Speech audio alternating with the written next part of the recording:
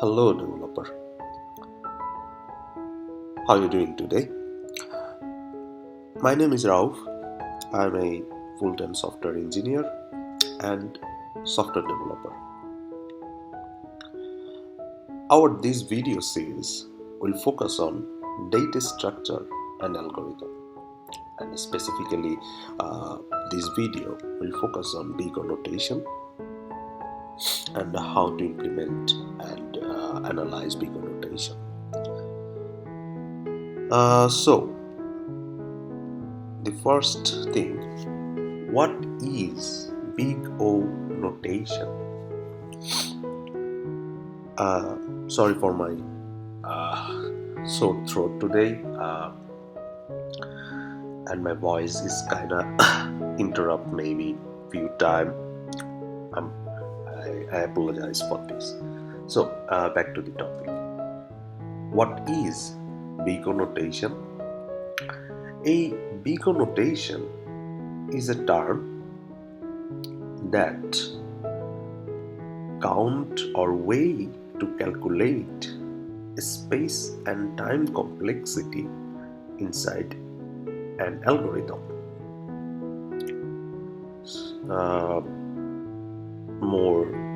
More simplified words, it is the way to tell that any written functions or algorithm is sophisticated or sucks. So in the beginning of our data structure video series, I'm talking about BigO notation because I think it is really important, and I face over and over of my whole career and my whole development journey that understanding BigO notation and understanding how to calculate BigO notation can give a really a good leverage to a developer.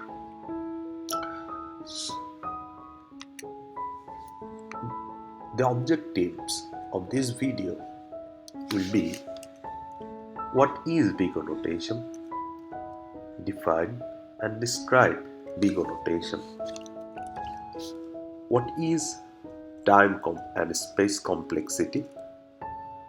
How to evaluate time and space complexity? So we'll go through all of them one by one. I'll break the video about BigO notation in small sections so it will more easy to consume and understand. So first of all, take a real life example to make it more clear. So a problem can be solved in several ways. In software development, any kinds of problem can be implemented in different ways, and all of the ways have their pros and cons. So here in this example, you see there is a two different way of doing exact same thing. So here is an array, and we are summarize the array value in two different ways.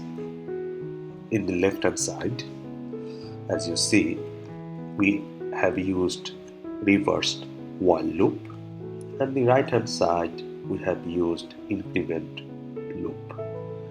So in the increment loop, we have a variable that sum, and below that we create a for loop. Just say that hey, I equals I is less than test array dot length, so we will use the indexes of this array and increment the I as long as this condition applied. So after that we just say that hey, summarize the value and take it test array I. So same thing in the left hand side, we just implement a little bit different way here. We just say hey, I equal test array dot length. We didn't we didn't go through any condition like less than or greater than, then we just say I minus minus. So that's the difference here. And then we do same thing, sum plus equal test array I. Both of the ways, both of the implementation have the exact output, but one of this implementation is uh, good or sophisticated than other. Can you guess it? Which one is that?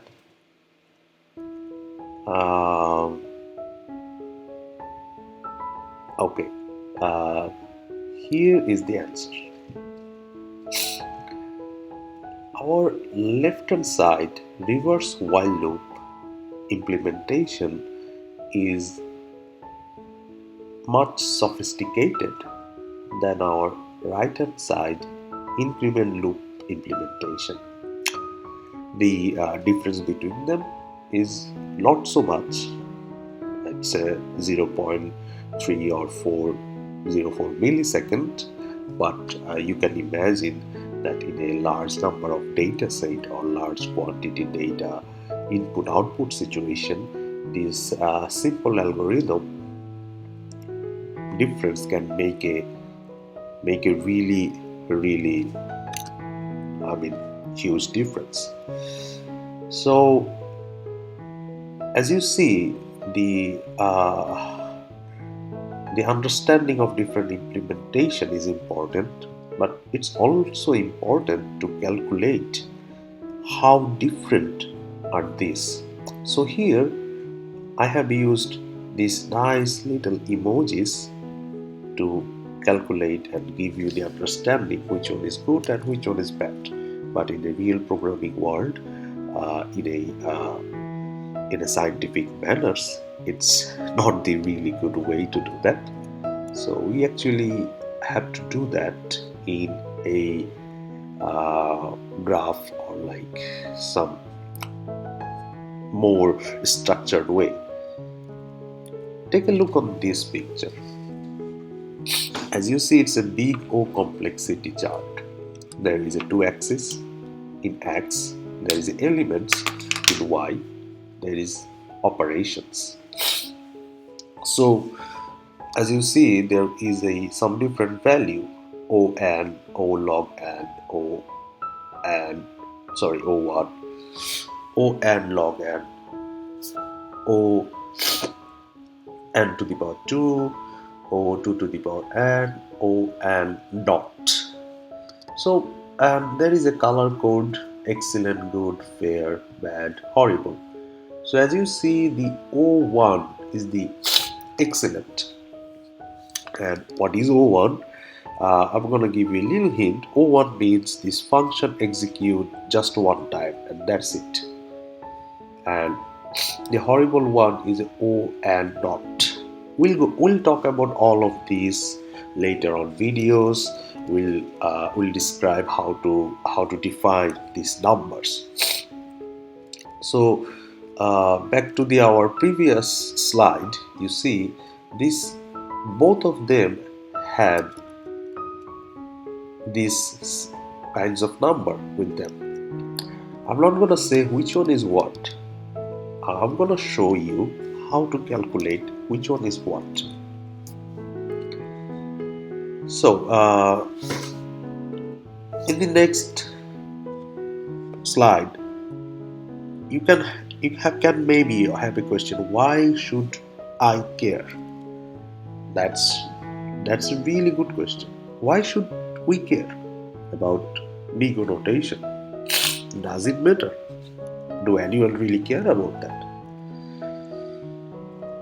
Yes, it is really important, and the some point why you really should care is very useful in competitive coding.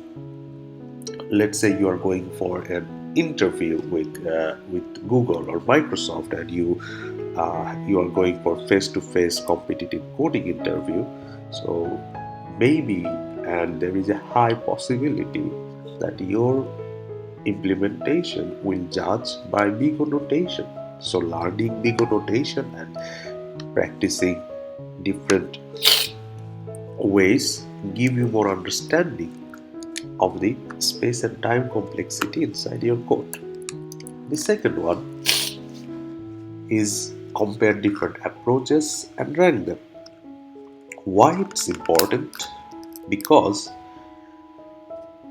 when you move on to a more senior developer, when you are take care of whole team, and when you try to go for a industrial production software, so it's really important to not merge all the code you have.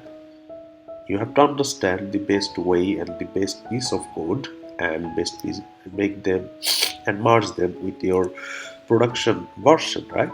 So that's also important. So ranking the code or different approaches. So big notation will definitely help you over there. The third one, identify part of code that occurred crashes or system failure or slowdown. Let's say you have a big application, so and you know there is some part of your application that give you uh, not really good uh, I mean algorithm. So you know there is some problem already exist. So when there is any kinds of machine slowdown or system failure, any part of data input output stream, so you'll understand, okay, that's the cause of that. So this third option is really depends on which kinds of software you are developing, but I think it's more or less generalized topic over here. The fourth one, it's not so important, but I think it is important to be a software developer. Face the interview and pass the interview questions. So BigO notation will frequently ask in interviews. In my own experience, I have gone through lots and lots of the same questions. Even I have remembered one time I had to go through all the codes and calculate BigO notation in front of the senior developer. So understanding the BigO notation will give you more understanding and give you more flexibility, more confident to write a code. And that's it for this session. Next section, we'll talk about code timing and how to calculate timing inside your code. Thank you. See you in next section.